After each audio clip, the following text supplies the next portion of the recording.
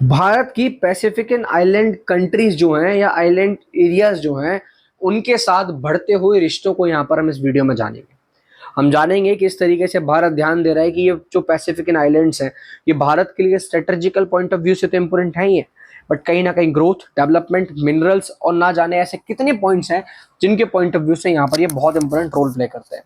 We will know every single thing about these facts. इनके बारे में हर चीज जानेंगे, हर एक इन्फॉर्मेशन जानेंगे और देखेंगे किस तरीके से भारत पैसिफिकन आइलैंड्स वगैरह कंट्री, फिजी वगैरह जितनी भी कंट्रीज हैं इनके साथ अपने रिश्तों को इंप्रूव करता जा रहा है और अपनी ग्रोथ में, अपने सेक्टर्स में ध्यान देता जा रहा है।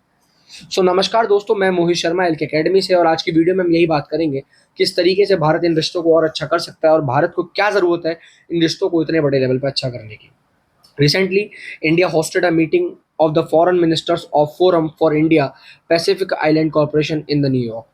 एंड ये जो मीटिंग हुई, इस मीटिंग का एक बड़ा ही बेहतरीन एजेंडा था कि किस तरीके से भारत अपने रिलेशन को पैसिफिकन आइलैंड नेशंस के साथ अच्छा करे। The initiative reflects India's border act, east policy and ambition to the strengthen ties across the Indian Pacific. मतलब ईस्ट पॉलिसी क्या बोल रही है कि जितनी भी ईस्ट में कंट्रीज हैं, स्टेट्स हैं, छोटे छोटे एरियाज हैं, उनको कैसे, उनके साथ रिलेशन कैसे अच्छे करें। एग्जाम्पल मैं आपको बताऊं कि अगर इस पॉलिसी के बारे में अगर मैं आपको बताऊं तो 2014 में ये प्राइम मिनिस्टर मोदी ने बेसिकली लॉन्च करी थी जब वो फिजी विजिट करके आए थे। रीजन क्या है? मल्टीलेटरल प्लेटफॉर्म होने चाहिए cooperation between India and Pacific and island countries के साथ। अब देखो, चाइना, आपको पता ही है कि इन कंट्रीज के साथ, जितने भी पैसिफिक एंड आइलैंड कंट्री हैं, चाइना के इन कंट्रीज के साथ रिलेशन अच्छे नहीं है and China is not a friend. Actual मैं बता रहा हूँ। तो आज भारत अगर इन कंट्रीज के साथ अपने रिलेशन अच्छे कर लेता है, अपने गुड रिलेशन क्रिएट कर लेता है, तो not only in terms of trade, ठीक है, हालांकि आज भी हम ट्रेड सरप्लस में हैं, आज भी हम ट्रेड सरप्लस में इन कंट्रीज के साथ बढ़िया ट्रेड कर रहे हैं, but not only in terms of trade but in terms of safety, security, strategy, ठीक है, एस एस एस, इन तीनों के टर्म्स में हम अच्छे कर पाएंगे। अब कौन कौन सी कंट्रीज हैं यहाँ पे, ठीक है, कुक आइलैंड, फिजी, कीर्तिवारी, मार्शल आइलैंड्स, मिक्रोनेशिया, ठीक है, नौरू, नीयू, पलारू, पपुआ, ऐसे करके ओवरऑल, पपुआ करके ओवरऑल, गिनिया, सामोआ, ठीक है। तो overall overall total 14 countries are involve in that, है ना। एंड 14 कंट्रीज के साथ अभी मैं बताऊं करंट एनुअल ट्रेड कितना है, मतलब थोड़ा कम है एक्चुअल में as compare to globally, global north and different different countries के तौर पे हमारा कम है। $300 मिलियन का हमारा ट्रेड है। एंड एक्सपोर्ट कितना करते हैं हम? $200 मिलियन का। इंपोर्ट कितना करते हैं हम? $100 मिलियन का। So this is the most important factor कि आज भी हम ट्रेड सरप्लस में, इसी को बोलते हैं ट्रेड सरप्लस दोस्तों मेरे। ट्रेड सरप्लस का मतलब क्या होता है? जब हम एक्सपोर्ट ज्यादा करें और इंपोर्ट कम करें, सरप्लस हो गया। और ट्रेड डेफिसिट का मतलब क्या होता है कि जब हम इंपोर्ट ज्यादा कर रहे हैं, ठीक है, जब इंपोर्ट, मान लीजिए import is more than export, that in that condition trade deficit, in that condition trade deficit, ठीक है। When export is more than import, so in that condition trade surplus, trade surplus, ठीक है जी। Now India aims to expand economic corporation beyond the trade into areas like blue economy. Blue economy में border वाला area जो है, clean energy, IT sector, connectivity, इन सब terms को यहाँ पे ध्यान में रख के हम बात कर रहे हैं। तो जो फिफिक समिट हुई है 2014 में, तो स्यूबा and Fiji is the first basically in that summit. Sorry guys, ये लाइंस के लिए I am just trying to removing that, but it is not, ऐसी दृढ़ता होनी चाहिए आपके अंदर।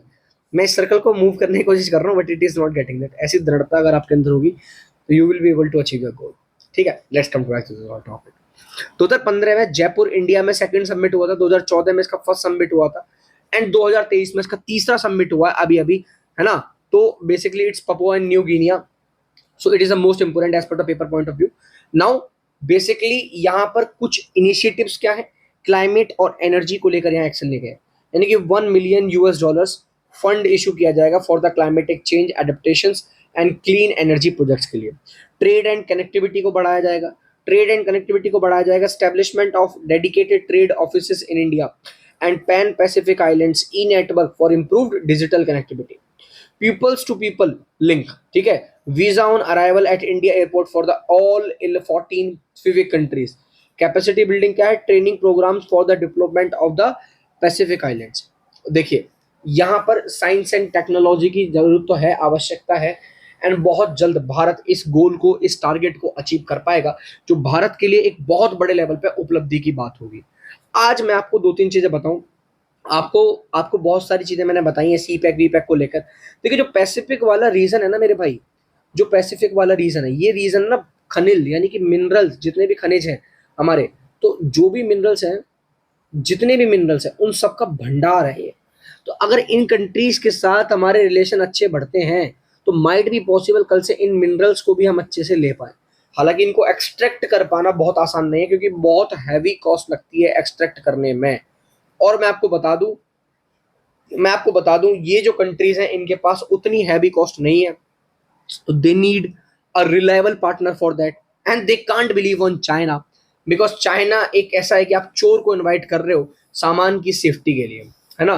तो it is not possible with China, but yes it can be possible with another of the thing. So we need to think about that, and hopefully Bharat will able to create a good relation with them, and बहुत जल्दी भारत को अच्छे relation इनके साथ देखने को मिलेंगे। ठीक है guys, so this were all were the topics that I covered today, and I hope you just got that, you just got a different image. So guys, we will meet in different video, and अगले video में हम मिलेंगे एक दूसरे के साथ। सो तब तक के लिए जय हिंद गाइस, वंदे मातरम।